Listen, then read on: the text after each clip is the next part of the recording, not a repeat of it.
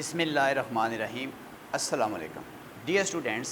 इससे पहले कि हम नेक्स्ट टॉपिक स्टार्ट करें, I want to remember you few things here. First of all, Faraday law of electromagnetic induction.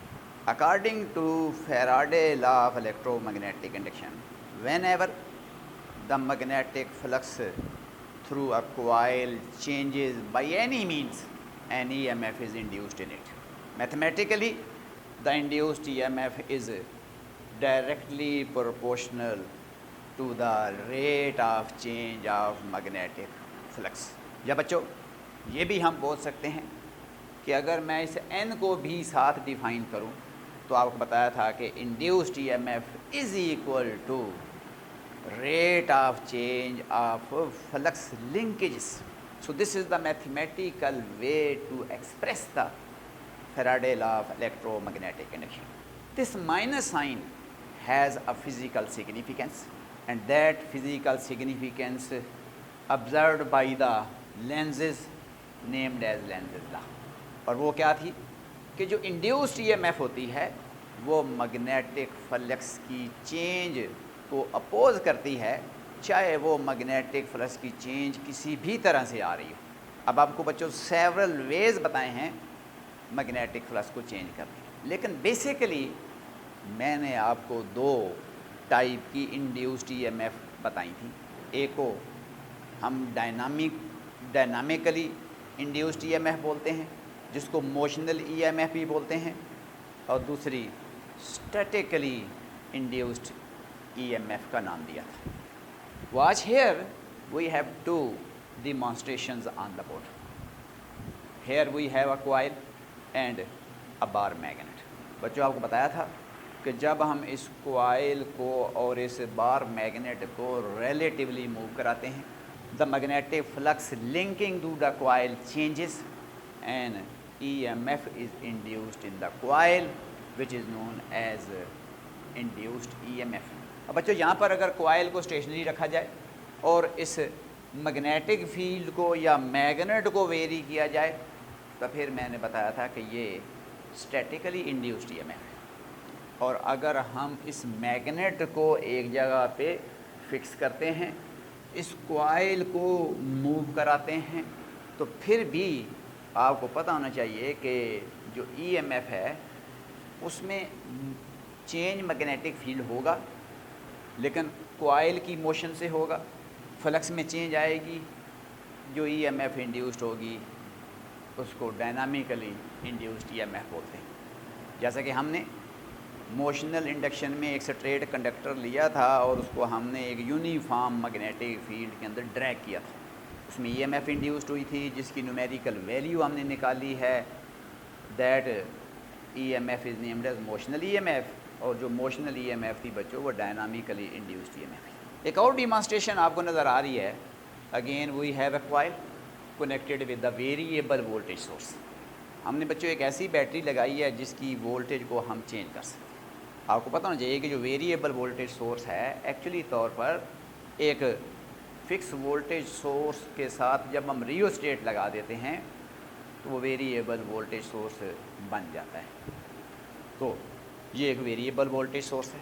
जब हम इस वेरिएबल सोर्स से इस करंट को वेरी करेंगे, जो इस कॉइल से लिंक्ड मैग्नेटिक फ्लक्स है उसमें चेंज आएगी, इसमें एक EMF इंड्यूस्ड होगी. अब यहाँ पर हम देख रहे हैं कि जो EMF इंड्यूस्ड हो रही है वो करंट की चेंज से हो रही है, क्योंकि करंट कॉइल में फील्ड प्रोड्यूस करता है. करंट चेंज होता है, फील्ड चेंज होता है, फील्ड चेंज होता है, फ्लक्स चेंज होता है, फ्लक्स चेंज होता है तो EMF इंड्यूस्ड होगी. अब यहाँ पर there is no relative motion between the coil and the magnet या magnetic field.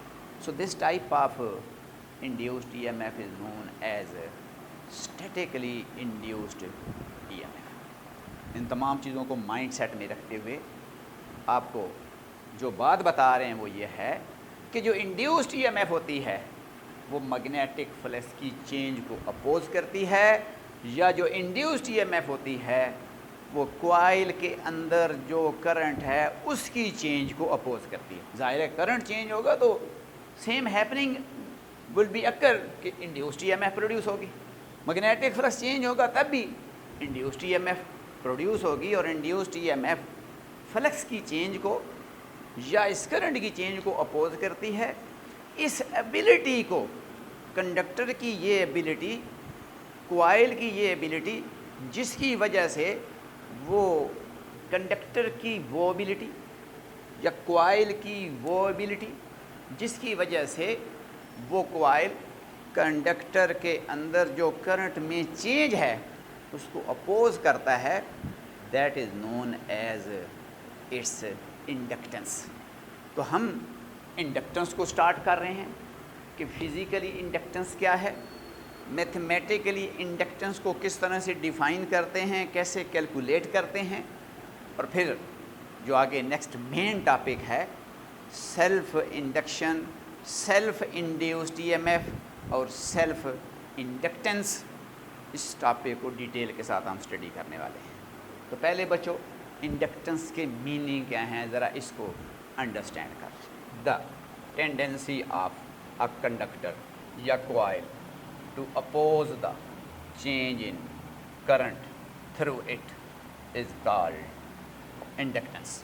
Once again, the tendency of a conductor या कॉइल भी कह सकते हैं, जैसा कि मैंने एक कॉइल ली है, क्योंकि इंडक्शन कॉइल के अंदर भी हो सकती है। किसी स्ट्रेट कंडक्टर को अक्रॉस द फील्ड मूव कराएं तो तब भी हमने पढ़ा है कि इंडक्शन होती है, इंड्यूस्ड ईएमएफ प्रोड्यूस होती है, इंड्यूस्ड ईएमएफ काज को अपोज करती है। तो वो एबिलिटी कंडक्टर की या कॉइल की जिसकी वजह से वो करंट की चेंज को यानी मैग्नेटिक फ्लक्स की चेंज को अपोज करता है, उस एबिलिटी को, उस टेंडेंसी को हम इंडक्टेंस बोलते हैं।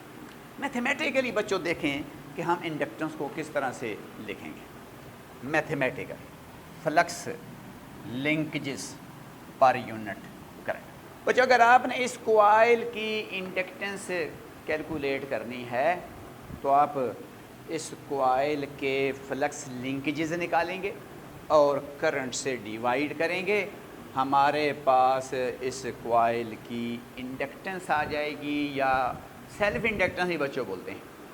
अभी चूँकि मैं डिस्क्रिमिनेट नहीं कर रहा कि सेल्फ इंडक्टेंस का मतलब क्या है, और एक दूसरे इंडक्टेंस भी हम पढ़ेंगे जिसको म्यूचुअल इंडक्टेंस बोलेंगे। तो अभी इन जनरल मैं टाक दे रहा हूँ कि इंडक्टेंस क्या है, कि अकॉर्डिंग टू फैराडे लॉ जब भी किसी कॉइल का, किसी कंडक्टर का मैग्नेटिक फ्लक्स चेंज होता है, by any mean EMF induced होती है जो काज को अपोज करती है। मीन इंड्यूस्ड ईएमएफ करंट की चेंज को अपोज करती है या फ्लक्स की चेंज को अपोज करती है।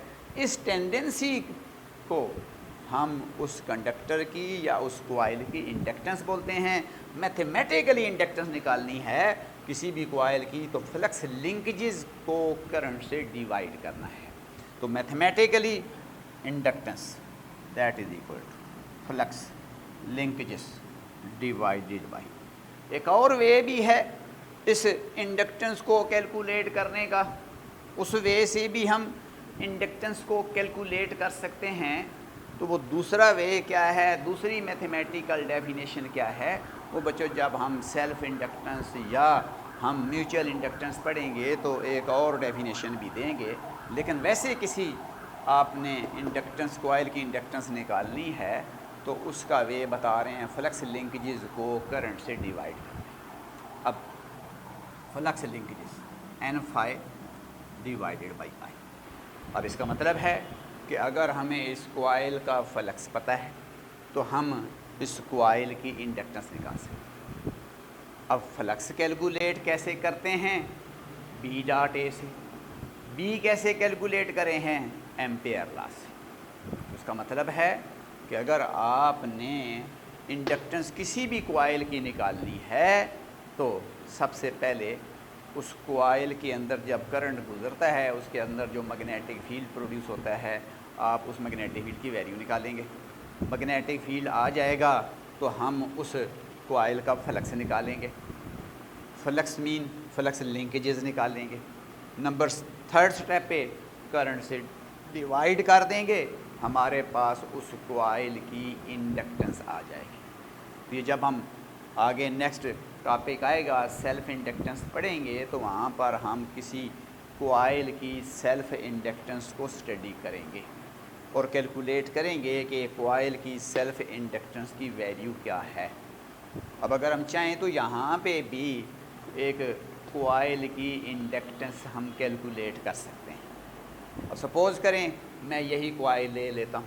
अब इस कोयल में से करंट गुज़र रहा है, इस कोयल के नंबर ऑफ टर्न n हैं, इस कोयल की लेंथ l है, इस कोयल के अंदर सपोज़ करें एयर है, यानी कोई और अभी मटेरियल नहीं, ये एयर कोर कोयल है या एयर कोर सोलेनाइड।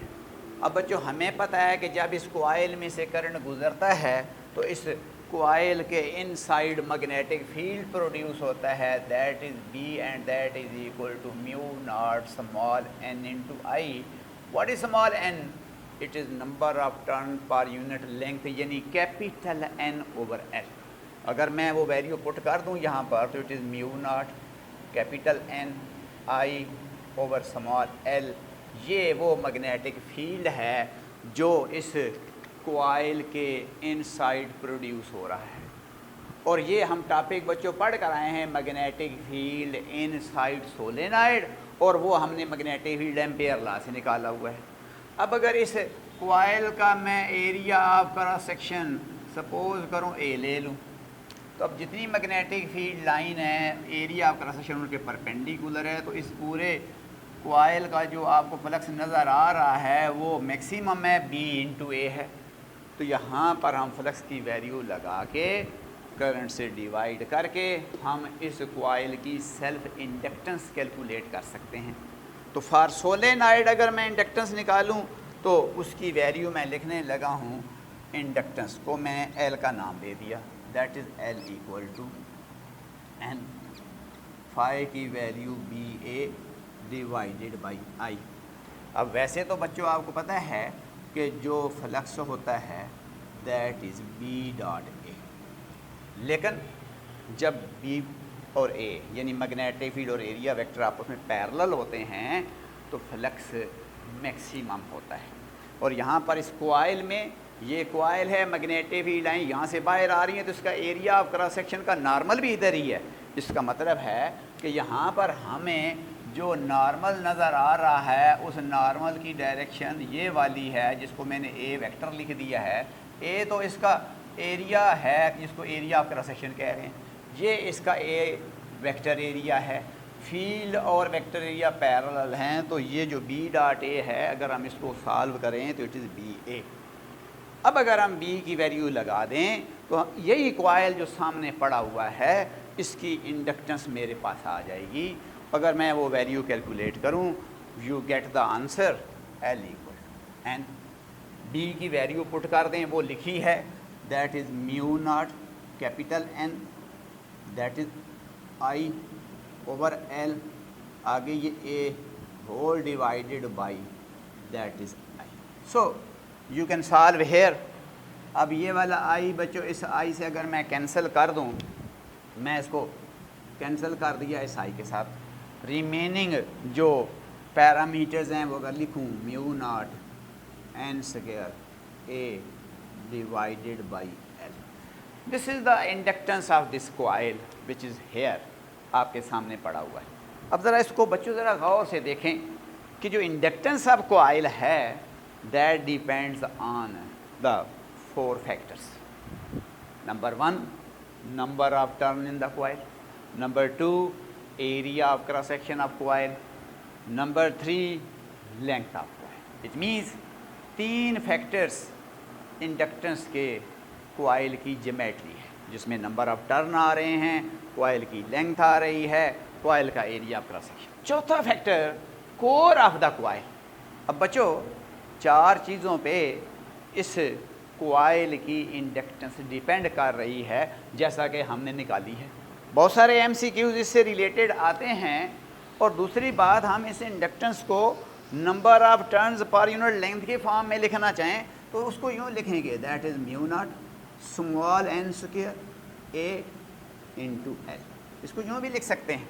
अब देखें, अगर बच्चों मैं स्मॉल एन की जगह पे कैपिटल एन ओवर एल लगाता हूँ तो यहाँ पर आ जाएगा कैपिटल एन का square over capital over small L का स्क्वायर, तो ये एल और स्क्वायर से कैंसिल हो जाएगा, तो यही फार्मूला हमारे पास आ जाएगा।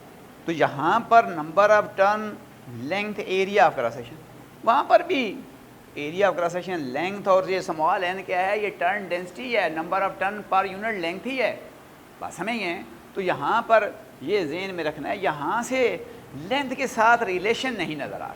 अगर आप ये एक्सप्रेशन बच्चों यूज़ करते हैं तो ये एक्सप्रेशन तो आप ऐसे फील करा रहा है कि जैसे अगर हम कॉइल की लेंथ बढ़ाएंगे कॉइल की इंडक्टेंस बढ़ जाएगी। लेकिन अगर इस रिलेशन को देखें तो नज़र आ रहा है कि भाई लेंथ के साथ तो सेल्फ इंडक्टेंस इन्वर्सली प्रोपोर्शनल है, तो लेंथ बढ़ाएंगे सेल्फ इंडक्टेंस तो कम हो जाएगी।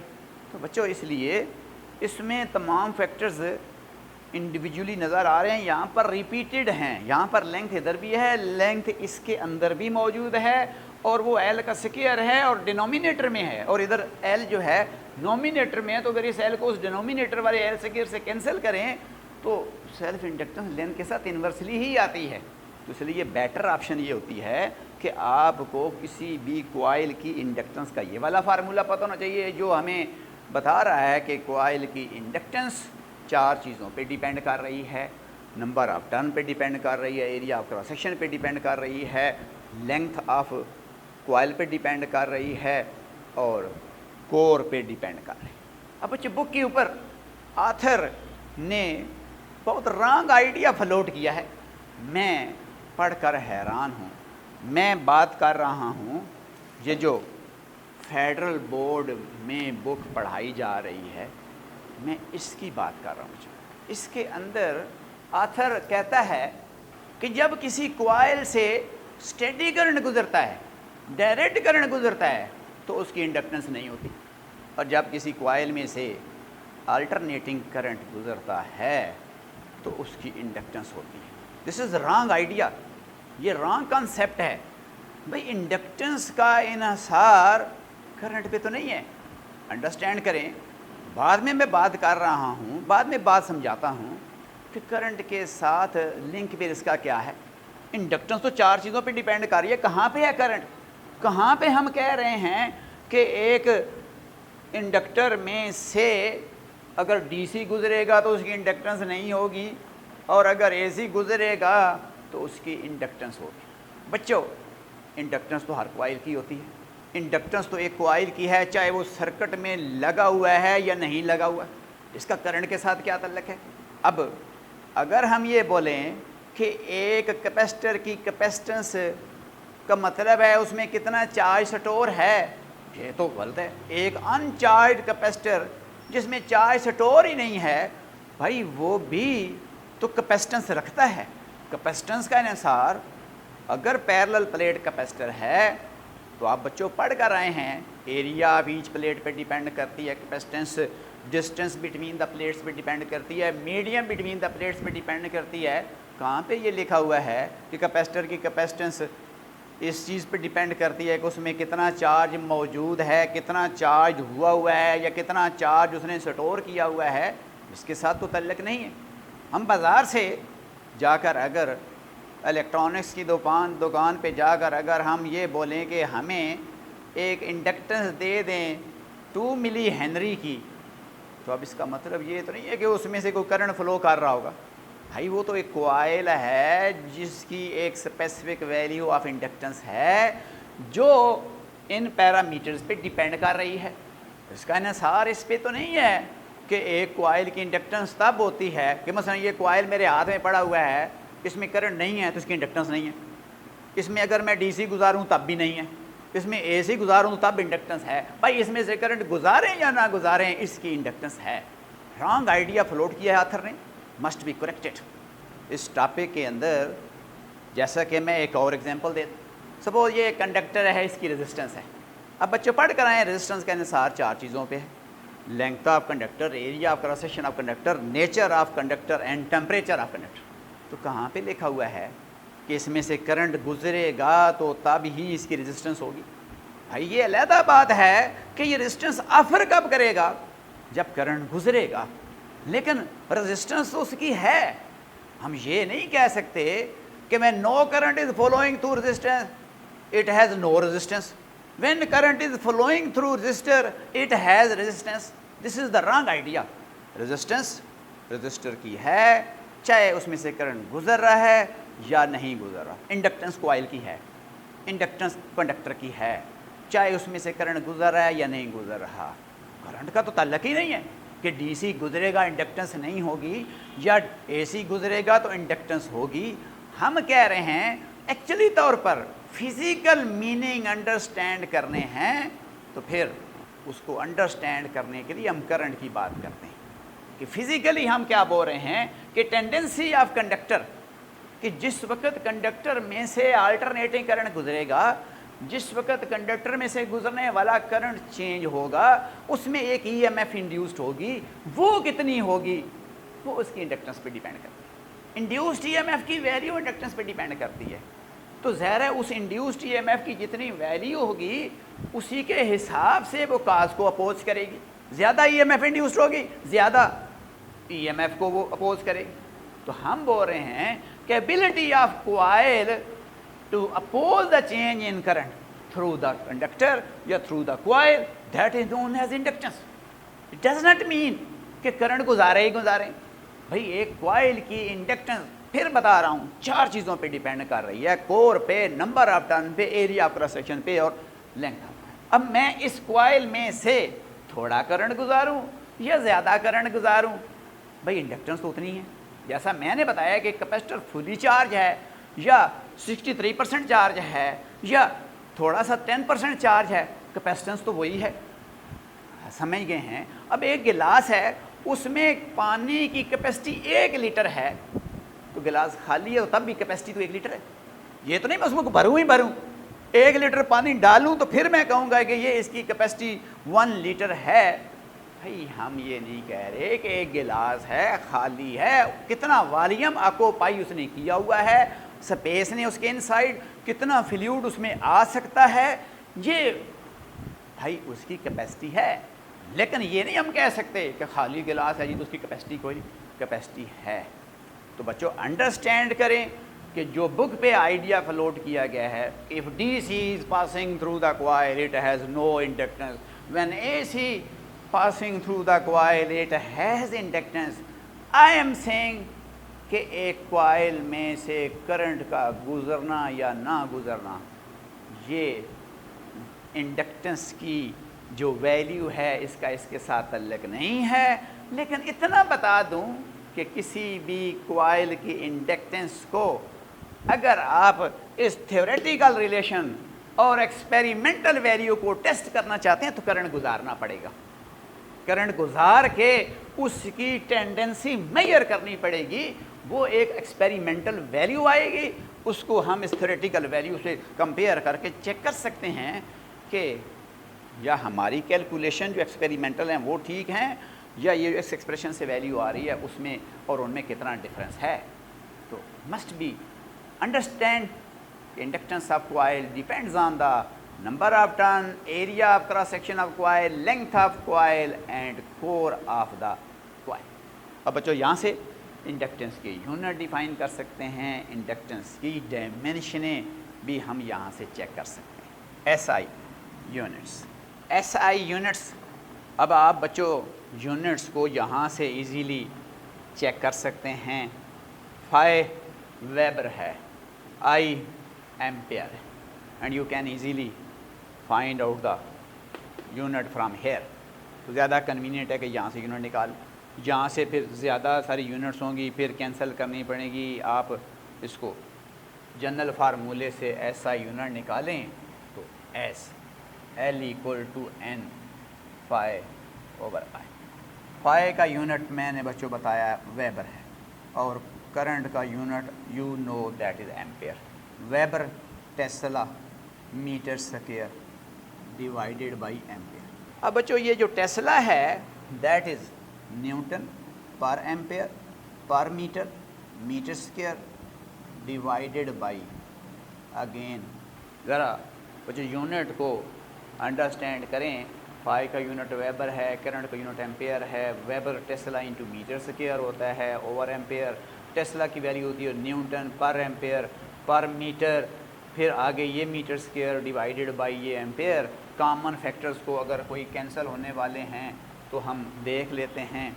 न्यूटन आ जाएगा बच्चों यहाँ पर, ये मीटर इनवर्स है, ये मीटर स्क्वायर है तो मीटर की सिंगल पावर आ जाएगी। ये पर एम्पेयर है और ये भी पर है तो ये आ जाएगा एम्पेयर की power -2 no newton. Kilogram metre per second square force का यूनिट है। तो अगर हम न्यूटन की वैल्यू पुट करें तो फिर यहाँ पर यूनिट आ जाएगी किलोग्राम, यहाँ पर आ जाएगा metre square per second square और ये पर एम्पेयर स्क्वायर। हाँ मैंने बच्चों जो इंडक्टेंस की यूनिट है वो मैंने बेस यूनिट्स की फॉर्म में लिखी, अदरवाइज इंडक्टेंस की यूनिट वेबर पर एम्पेयर है and that is named as henry, capital H, symbol capital H है। तो जो हेनरी है ये इंडक्टेंस की यूनिट है और in term of base units अगर मैं हेनरी को लिखना चाहूँ तो kilogram metre square per second square per ampere square, this is the unit of inductance. अब अगर यहाँ से कैलकुलेट करें तो इट इज़ टू डिफ़िकल्ट। अगर इस फार्मूले से सिस्टमेटिकली अगर हम इसकी यूनिट निकालते हैं तो it is kilogram metre square per second square per ampere square. अब जब बेस यूनिट की फॉर्म में किसी यूनिट को बच्चों लिख लेते हैं तो हम उसको डायमेंशनली बहुत इजी वे में फिर लिख सकते हैं। तो डायमेंशन ऑफ इंडक्टेंस को देखें, मैं यहाँ पर डायमेंशंस लिख दूँ एल के, दैट दीज आर किलोग्राम बच्चों मास है और मास का डायमेंशन एम होता है। मीटर लेंथ है, लेंथ का डायमेंशन एल होता है, L square. S second mean time है तो टी की पावर माइनस एम्पेयर। आपको बच्चों बताया है कि वैसे डायमेंशन का मतलब क्या है, each base quantity is known as dimension denoted by specific symbol. तो यहाँ पर हमें नज़र आ रहा है कि किलोग्राम तो मास है, मास का जो डायमेंशन है वो एम है, मीटर लेंथ की यूनिट है, बेस यूनिट है, बेस क्वांटिटी है तो एल का स्क्वायर है, टाइम भी बेस क्वांटिटी है तो टी की पावर -2 लिख दी है। करंट भी बेस क्वांटिटी है तो करंट का जो डायमेंशन है वो हम उसकी जो यूनिट है उसी को एज ए डायमेंशन लेते हैं। और समटाइम बाज़ बुक के अंदर जो करंट को जो लेटर है जिसको हम आई का नाम दे रहे हैं तो सम बुक्स के अंदर करंट का डायमेंशन आई भी यूज़ किया गया है। विकीपीडिया पे एक अथेंटिक जो आपके पास एक बुक है जिसमें इस करंट का डायमेंशन आई रिप्रेजेंट किया गया है, लेकिन अगर सम टाइम कुछ बुक्स ऐसी हैं जिनमें करंट का डायमेंशन ए ही लिखा होता है, तो अगर मैं करंट का डायमेंशन ए ही रखूं तो ये हमारे पास सेल्फ इंडक्टेंस के डायमेंशन बनते हैं। This is the unit of inductance system international named as henry. So this is the inductance of the coil.